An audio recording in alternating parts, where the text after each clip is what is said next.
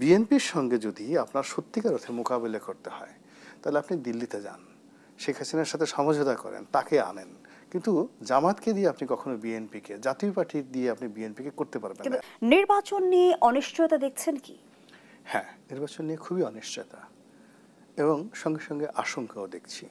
এর কারণ হলো এই মুহূর্তে যদি স্টেক হোল্ডার ধরে নির্বাচনের 1 নম্বর স্টেক হোল্ডার হলো বিএনপি, যারা মনে প্রাণে বিশ্বাস করে নির্বাচন যে কোনোভাবে হলে তারা জয়লাভ করবে এবং শুধু জয়লাভ করবে না, 280টা সিট পেয়ে তারা জয়লাভ করবে, বাকি 20টা সিট হয়তো অন্যান্য ছোট ছোট দল পাবে।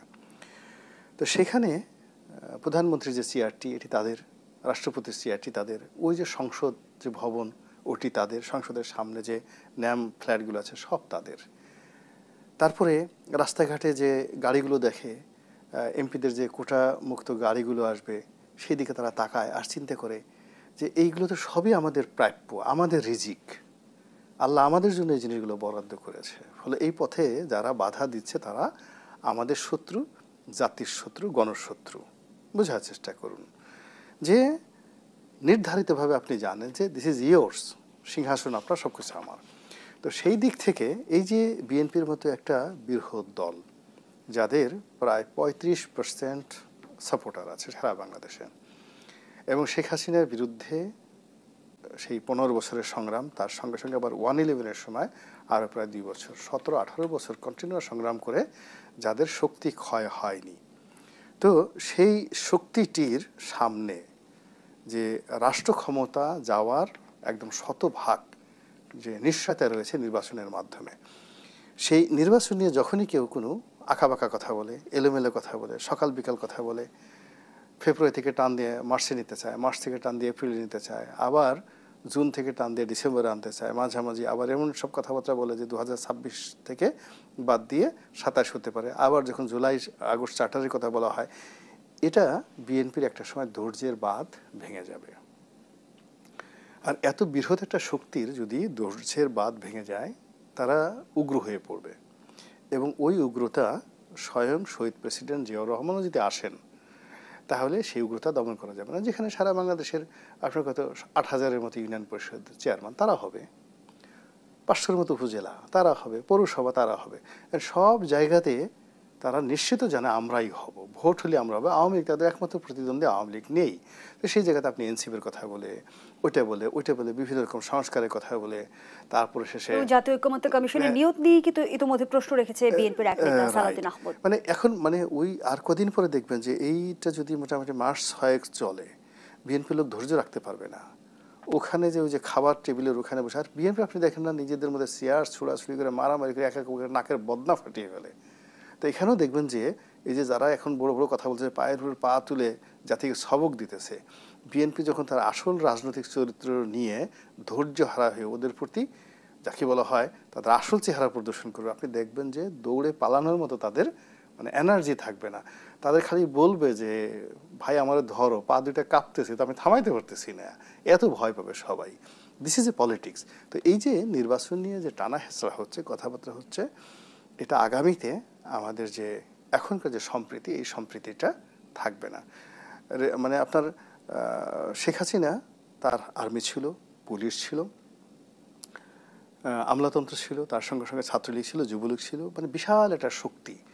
সেই শক্তিটা নিয়ে 15 বছর লড়াই করেও এই নির্বাচনের নামটা বাঙালিকে ভুলাতে পারেনি। তো শেখ হাসিনার যে ক্ষমতা বা আওয়ামী লীগের যে ক্ষমতা তার লাখ ভাগের 1 ভাগও নয়, কোটি ভাগের 1 ভাগ ক্ষমতা বর্তমান যারা চালাচ্ছে তাদের নেই। তারা কি করে বিএনপির মতো একটা দলকে মোকাবেলা করবে? ফলে এখানে বিএনপির সঙ্গে এই যে যা কিছু করা হচ্ছে তাদেরকে ধরে নিয়ে এখন আপনি চিন্তা করেন একটা রয়্যাল বেঙ্গল টাইগার, আপনি একটা রয়্যাল বেঙ্গল টাইগারকে নিয়ে আপনার ক্ষমতা আছে, আপনি বসাইলেন একটা চেয়ারে, তার পাশে একটা ইঁদুর বসাই দিলেন। ইঁদুর বসাই দেওয়ার পরে বললেন, এই ইঁদুর বলো রয়্যাল বেঙ্গল টাইগার কীভাবে ইলেকশন করবে? ইঁদুর পায়ের উপর পা তুলে লেজ নাড়াই বললো যে এইভাবে হবে, এবং আপনি বললেন সাবাস, আমাকে ইঁদুরের কথাই শুনতে হবে। তবে কি প্রতিদ্বন্দ্বিতাহীন নির্বাচনের আভাসই আমরা পাচ্ছি? Not like that. মূল ব্যাপারে প্রতিদ্বন্দ্বিতা আপনি করেন, এই পৃথিবীটা হলো মানে fittest, survival for the fittest, মানে যে যোগ্যতামূলক তাকে রাজনীতিতে টিকে থাকে সব ক্ষেত্রেই। এখন এখানে ম্যানিপুলেট করে জোরাজুরি করে আপনি ইঁদুরকে আপনি বানাতে পারবেন না, যাকে বলা হয় সিংহ বানাতে পারবেন না, আবার সিংহকে জোরাজুরি করে ইঁদুর বানাতে পারবেন না। বিএনপির সঙ্গে যদি আপনার সত্যিকার অর্থে মোকাবিলা করতে হয় তাহলে আপনি দিল্লিতে যান, শেখ হাসিনার সাথে সমঝোতা করেন, তাকে আনেন। কিন্তু জামাতকে দিয়ে আপনি কখনো বিএনপিকে, জাতীয় পার্টি দিয়ে আপনি বিএনপিকে করতে পারবেন কিন্তু না। শেখ হাসিনার শাসনামলই তো আমাদের দেখিয়ে দিয়েছে যে একক সংখ্যা গরিষ্ঠতার নেতিবাচক দিকগুলো আসলে কি। না, সেটা এখন জনগণের মূল ব্যাপার। আপনি যদি গণতন্ত্রে বিশ্বাস করেন, গণতন্ত্রে বিশ্বাস করলে সমস্ত জনগণের মেজরিটি যে জনগণ যেটা চাইবে ওটাই গণতন্ত্র। সেটা কখনো কখনো রাষ্ট্রের জন্য ক্ষতিকর হতে পারে, কখনো কখনো স্বাধীনতার সার্বভৌমত্বের জন্য হুমকি হতে পারে, তবুও গণতন্ত্র। আবার দেখা গেল স্বৈরতন্ত্র সমস্ত দেশের জন্য খুবই ভালো, কিন্তু সেটা কখনো অ্যাকসেপ্টেড হয় না। তা আপনি যখন গণতন্ত্রের কথা বলছেন, নির্বাচনের কথা বলছেন, এখানে জনগণকে ভোট দিতে হবে। সে তার মতো ভোট দেবে। ভোটে যদি সে 300 আসনে বিএনপিকে দেয়, অসুবিধাটা কি? 300 আসনে যদি জামাতকে দেয়, অসুবিধাটা কি? একক সংখ্যাগরিষ্ঠ পেলে অসুবিধাটা কি? যদি বিএনপি চালাতে না পারে, জনগণ আবার রাস্তায় নামবে, আবার তাদেরকে উচ্ছেদ করবে, তারা দেশ ছেড়ে পালাবে, তাদের লোকজন গ্রেপ্তার হবে। এটাই গণতন্ত্র, সারা পৃথিবীতে এইভাবেই চলে আসছে। কিন্তু আপনি যদি এটাকে একটা সাজাতে চান, গুছাতে চান এবং নিজের মতো করে আপনি একটা থিওরি বের করতে চান, এটা সংস্কার হবে, ওটা অমুক হবে, যেটা 5000 বছরের ইতিহাসে কোনোদিন কোনো দেশে হয়নি। প্রধান উপদেষ্টাও আজ বলেছেন স্বৈরাচার পতনে যাতে 16 বছর অপেক্ষা করতে না হয় সেই কাজ আমরা করছি। আশা করি আগামী দিনে কেউ স্বৈরাচার হতে চাইলে জনগণ সঙ্গে সঙ্গে পতন ঘটাবে। রাজনীতিতে আসলে নির্বাচন কিংবা আন্দোলন ছাড়া জনগণের ভূমিকা কতটুকু? মানে ওনার এই কথাটা শুনে আমার খুব হাসি পাচ্ছে। আমার যদি এখন যাত্রা, আপনার এটা যদি এটা যাত্রা গানের মঞ্চ হতো, আমি জোরে একটা হাসি দিতাম, মো হা হা হা করে। বুঝতে পারছেন ঘটনাটা? উনি এই যে কথাটা বলেন, একটা অবশ শিশু এই কথাটা বলে না, যে 16 বছর যাবত উনি, যেখানে উনি নিজে সকালে বিকেলে দোয়া ইউনুস পড়ছে শেখ হাসিনার হাত থেকে বাঁচার জন্য, যে আল্লাহ শেখ হাসিনা যেন আমাকে আক্রমণ না করে। উনি যেই কবার কোর্টের ডেট পড়ছে, প্রত্যেকটা রাত্রে নির্ঘুম রাত্রি কাটাইছেন। আর উনার নেতৃত্বে এখন স্বৈরাচার মুক্ত একটা বাংলাদেশ গড়ে উঠবে, 16 বছরের জন্য অপেক্ষা করতে হয় না। এর চেয়ে হাস্যকর কোনো বক্তব্য আর বাংলাদেশ হতে পারে না। যে কোনো একটা লিমিট আছে। গাল থাকলে সব কথা বলতে হয় না, মানে চেয়ার থাকলে সব জিনিস দেখতে হয় না, শরীর থাকলে ঝাঁকুনি দিতে হয় না। তো এখানে এমন জিনিসগুলো হচ্ছে। আমি অনেক আগে ভারতের একটা বিখ্যাত একজন উকিল ছিলেন, নামকরা উকিল, যাকে বলা হয়তো 15 কোটি টাকার উকিল, রাম জেঠ মালানি। ওয়ান অফ দ্য, মানে পৃথিবীর ক্রিমিনাল লয়ারদের মধ্যে টপ লয়ার, এবং ভারতের আইনমন্ত্রী ছিলেন। তাকে বিবিসির করণ থাপ্পর, খুব বিখ্যাত সাংবাদিক, এটা প্রশ্ন করলেন। তো সেইভাবে বললেন যে, করণ, এই প্রশ্নটা তুমি স্কেপ করে নাও, তুমি যে প্রশ্নটা করছো এটা শুনে আমার গোস্সায় এসে গেছে।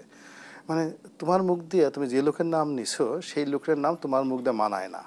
আর তুমি আমার মতো লোকের কাছে ওর ব্যাপারে মন্তব্য জানতে চেয়েছো, এটা শুনে আমার এমন গুসা আসছে, তুমি তাড়াতাড়ি প্রশ্ন পরিবর্তন করো। তা আমাদের এই বাংলাদেশে এখন এমন কিছু কথা শুনতে হচ্ছে, এমন কিছু আচরণ শুনতে হচ্ছে, এবং আমরা যারা এখানে আসি, আমি খুব ছোট মানুষ রাজনীতির অঙ্গনে, আওয়ামী লীগ বিএনপির মানে 100 জন শীর্ষ নেতার মধ্যেও আমি পড়ি না। কিন্তু আমারও একটা জীবন, সেই বলতে গেলে 1982 সন থেকে আমার রাজনীতি শুরু হয়েছে। তো সুদীর্ঘ সময় 1982 থেকে আমি রাজনীতি করছি, আর জাতীয় রাজনীতি করছি তাও 25 বছর হয়ে গেছে, 2001 সন থেকে। আমার সামনে যদি এসে কাউকে কথা বলতে হয়, তাহলে তার কি পরিমাণ, মানে আমার চেয়েতেও একটু হলেও তার ওজনটা বেশি থাকতে হবে। এবং সে যদি আমার সকাল বিকেলে এসে এমন একজন লোক কথা বলে যে রাজনীতির বুঝে না, তখন মেজাজটাই কেমন লাগে বলেন তো? এই যে এখন এমন অনেক লোক আছে পুরো জাতিকে অসুস্থ বানিয়ে ফেলছে, কথা শুনলেই মেজাজ গরম হয়।